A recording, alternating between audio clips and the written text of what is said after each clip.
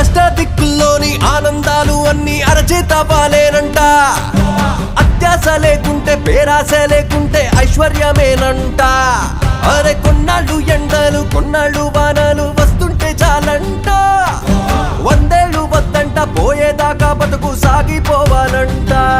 ప్రతిదీ నీతోనే బ్రతుకన్